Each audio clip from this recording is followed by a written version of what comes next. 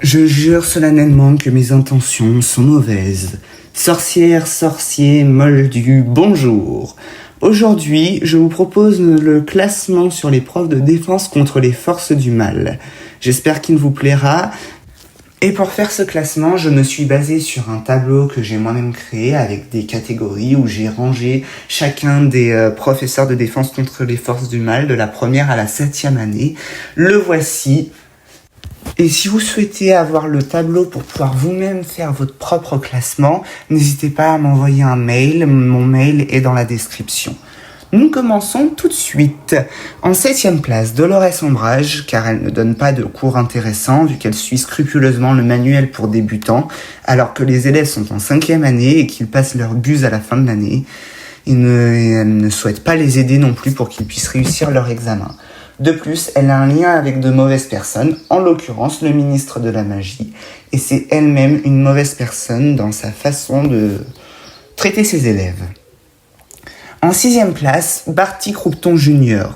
Lui a un lien direct avec Voldemort, c'est l'un de ses plus fidèles mange-morts, et il a une mauvaise pédagogie de cours pour inculquer les bases à ses élèves.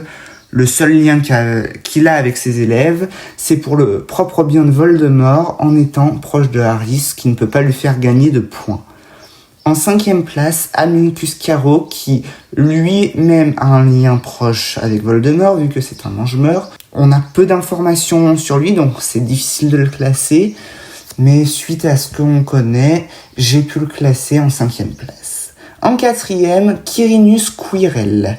Quirrell perd lui aussi des points avec sa proximité à Voldemort, mais nous n'avons pas plus d'informations le concernant. En 3e place, Gilderoy Lockhart. Étant un imposteur car il ne connaît rien en défense contre les forces du mal, ses cours ne sont pas intéressants et pas structurés. Il n'apprend donc rien à ses élèves.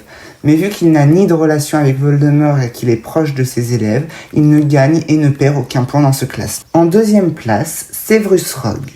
Oui, certes, Severus a un lien avec Voldemort, je vous l'accorde, mais ce n'est pas pour nuire aux élèves ou pour nuire à Poudlard, car il est espion au service de Dumbledore, et ses cours sont structurés et intéressants. Et même si sa pédagogie n'est pas la meilleure, il réussit à inculquer les bonnes bases à ses élèves et à pouvoir les faire réussir. Et bien évidemment, vous devez vous en douter, en première place, nous avons Rémus Lupin. C'est notre très cher Rémus qui obtient la première place de ce classement, car c'est pour moi personnellement et suite au tableau que j'ai suivi, le meilleur professeur. Sa pédagogie de cours est parfaite, il se donne à cœur de faire réussir ses élèves et il est très proche d'eux. Il essaye de plus en plus à les inciter à participer en cours, tout comme il l'a fait en début d'année avec Neville. Il lutte activement contre le retour de Voldemort en étant ensuite dans l'ordre du Phénix. Nous sommes à la fin de ce classement et j'espère qu'elle vous a plu. Si c'est le cas, n'hésitez pas à liker, commenter la vidéo et à vous abonner en activant la cloche de notification. Je reviens très bientôt avec une prochaine vidéo. Méfait accompli.